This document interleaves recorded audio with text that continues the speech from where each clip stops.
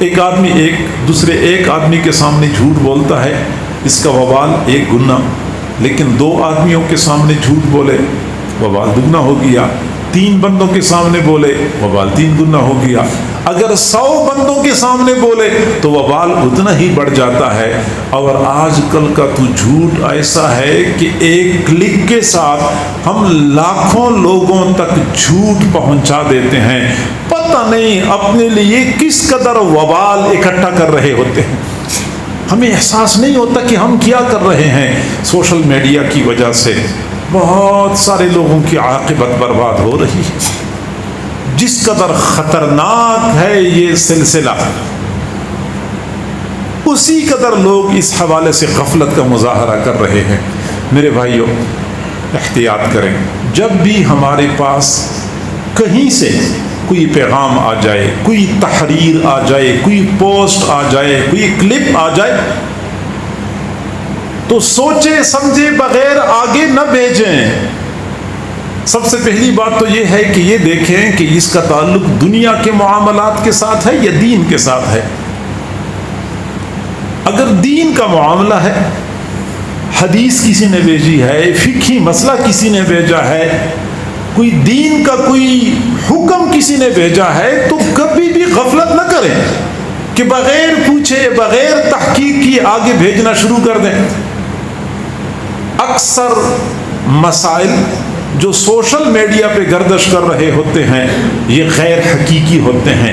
90% حدیثیں جو social media پہ گردش کر رہی ہوتی ہیں یہ غیر حقیقی ہوتی ہیں، اور ہم آگے بغیر سوچے سمجھے بھیج رہے ہوتے ہیں ثواب کی نیت سے۔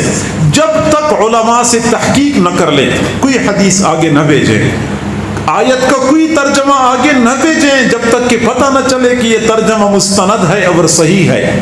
شریعت کا کوئی مسئلہ آگے نہ بھیجیں جب تک کہ علماء سے ہم تحقیق نہ کر لیں۔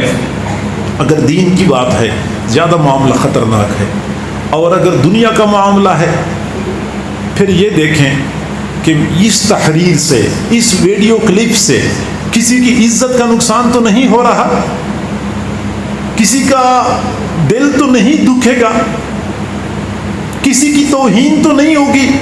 اگر توہین ہو رہی ہے، کسی کی عزت کا نقصان ہو رہا ہے، بے شک وہ سچی بات کیوں نہ ہو پھر بھی آگے نہ بھیجیں، اگرچہ وہ سچ ہوتا ہے۔ بھائی کئی مرتبہ لوگ کہتے ہیں میں سچی بات کرتا ہوں، میں سچ بول رہا ہوں، وہ سچ جو کسی کے دل دکھانے کا باعث ہو، کسی کی توہین اور تذلیل کا باعث ہو، اس سچ کا آگے فارورڈ کرنا بھی جائز نہیں ہے۔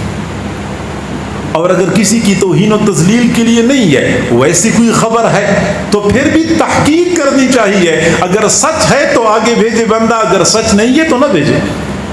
یعنی میں نے بتا دیا کہ اگر وہ، دوبارہ میں عرض کروں یہ معاملہ بڑا حساس ہے، اگر تو وہ دین کا معاملہ ہے، کوئی آیت ہے، آیت کا ترجمہ ہے، یا حدیث ہے، یا شریعت کا مسئلہ ہے، یا کسی معاملے کا حکم ہے، تو کسی مستند عالم سے تحقیق کیے بغیر آگے نہ بھیجیں۔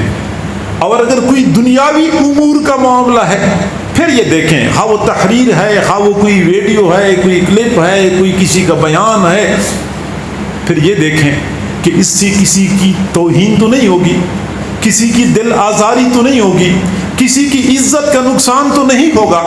اگر ہے تو بے شک سچ کیوں نہ ہو پھر بھی آگے بھیجنے کی اجازت نہیں ہے۔ اور اگر کسی کی توہین اور تذلیل اور عزت کا نقصان پر مشتمل نہیں ہے تو پھر دیکھیں کہ سچ ہے یا جھوٹ ہے۔ اگر سچ ہے تو پھر آگے بھیج سکتے ہیں، اگر وہ جھوٹ ہے تو پھر بھی نہیں بھیج سکتے۔ اور آج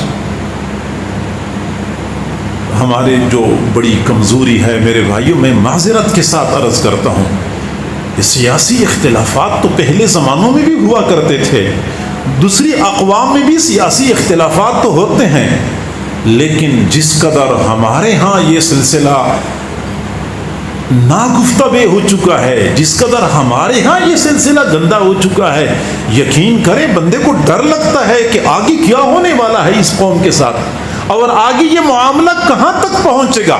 آئے روز اس کی گندگی میں اضافہ ہو رہا ہوتا ہے.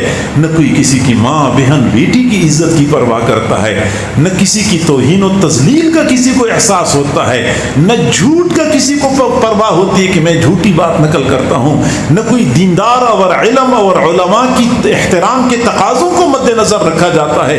بس ہر بندہ آزاد ہے اور جو جی چاہتا ہے آگے بھیجتا ہے. بس جس کے ساتھ سیاسی اختلاف ہے اس کے خلاف جو میں کر سکتا ہوں میں کروں.